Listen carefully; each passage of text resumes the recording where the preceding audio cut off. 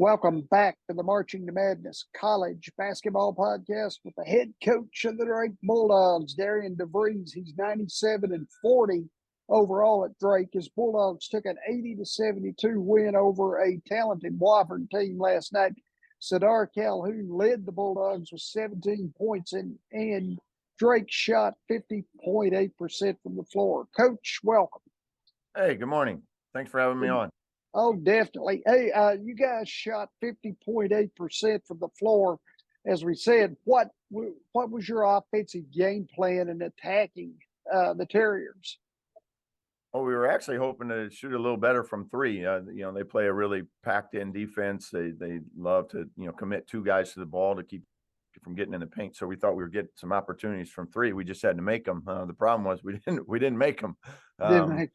So we were fortunate to be able to get to the rim a little bit more and get some post-up opportunities and get out in transition and able to connect a little more efficiently that way. Sure. Now, we mentioned Sardaar Calhoun. He was 7 of 14 from the field. He played 26 minutes. Talk a little bit about his game and how, what he offers you. Yeah, Sardaar, he came to us last year at second semester, so this is his first year with us, and he's been playing terrific. We actually brought him off the bench this game, and I thought he came in and gave us a really good lift. He's so dynamic in the open floor. He can shoot the three. He can attack closeouts. And finish at the rim. So he gives us just a nice variety of offensive firepower, and he displayed some of that last night. Tucker is back. Tucker DeVries, you know him well, I'm sure.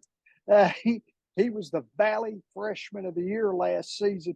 Where do you see his game improving to potentially as we start the 22-23 campaign?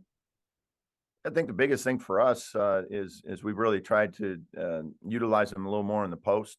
Where we can get him down the block, and then at his size at 6'7", he has some mismatches down there that if you don't come double, he's pretty good at finishing. If you come double, he's a good passer out of there. So it just creates some opportunities for us. And I think just having him more around the rim, whether it be driving it, posting it, is something that I think he's really gotten better at in this offseason. Very cool. Now, let me ask you a little strategy. You get the double team on the boxes. Are you a coach that wants the ball swung to the other side, or can you manipulate the defense better on this side of the floor? Typically, we'll try to throw it out the backside. We use a lot of cutting on the backside as well, just keeping guys moving.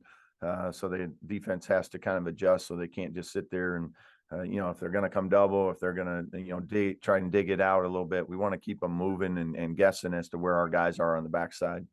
Yeah, I remember watching you guys in Orlando and seeing, the way you play, the fast way you play, the quickness and the effort of ball movement. That's second to none, really, in college basketball or really any level of basketball.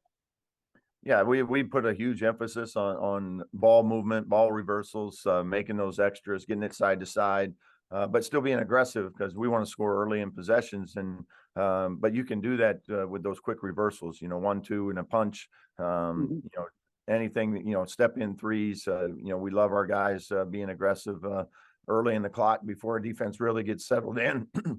And now you got to play them 5-on-5, which is hard, against good defenses. So we try and get those early opportunities every time we can. Sure. Now, you've got three returnees, DJ Wilkins, Garrett Sturtz, and Roman Penn. They're back for their fifth season, I think. How does this return stabilize Drake basketball even more? Yeah, it's great to have them back. Unfortunately, for two of them, DJ Wilkins coming off a torn ACL, so he's just starting to get back into the mix a little bit. And Roman Penn is coming back from a broken foot, and he played his first game minutes last night. So, and then Garrett Sturtz had a really bad sprained ankle. He missed almost a month here this fall. So all these guys are just kind of getting back in the mix, and even though they're all veterans and been around a long time, it still takes a while to kind of get that continuity and flow back. But we're excited to get them back out on the floor, that's for sure. And having them back with that type of leadership's something as a coach we all love. when you have injuries to players in those situations, how do you start them back? What takes place for you?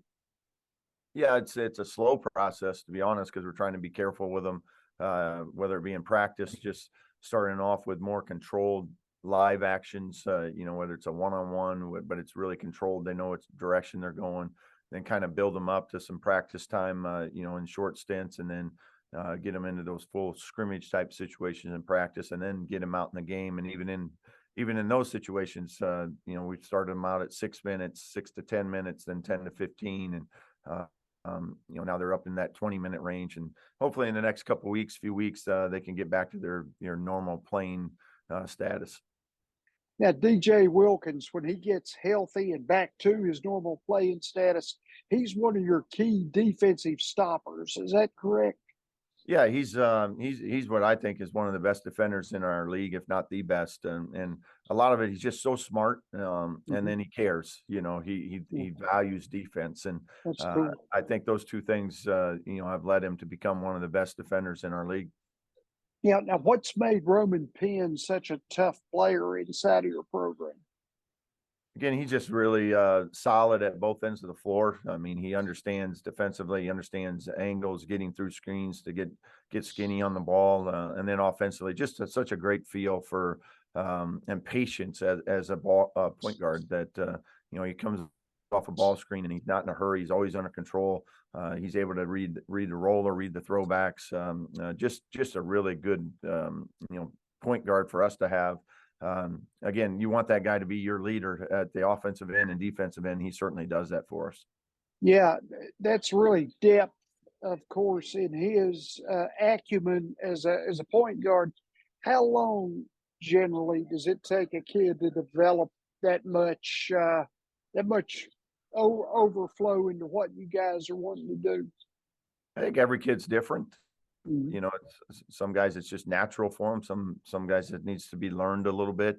What they're looking for and things. A lot of times point guards, I shouldn't say a lot of times, but they tend to go fast. They're used to be going fast, and just getting them to slow down and change speeds a little bit more to become more efficient in utilizing their speed is what we really try to work with them on. Now, Sturtz shot around 59% last year, and he led you in minutes. What's the key things he brings Drake basketball?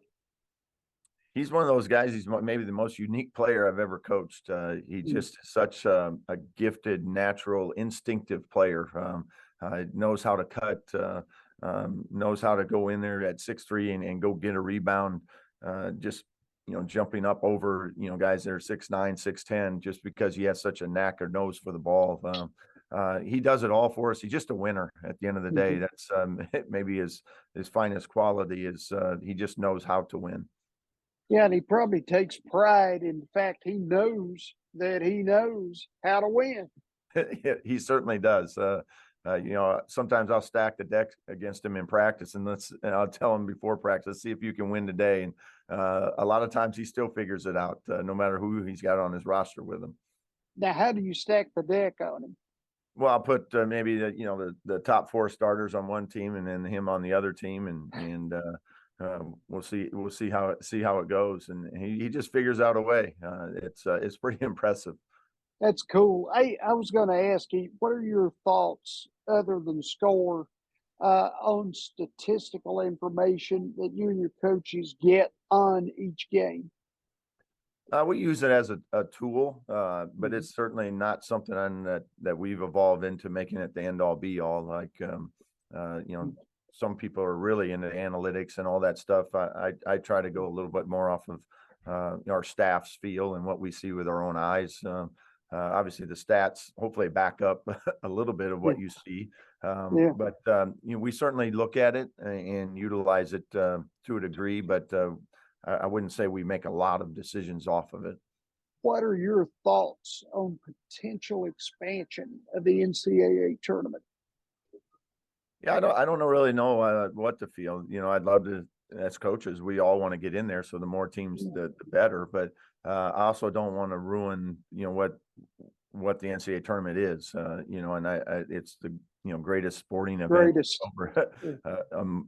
3-4 week period there that there is. So I love the NCAA tournament. I love how the fans perceive it and the way they rally around it. And you got every level of basketball has their chance, their shining moment, if you will. And so if we can keep it and keep all that excitement level and add teams, great. If not, it's pretty good the way it is too.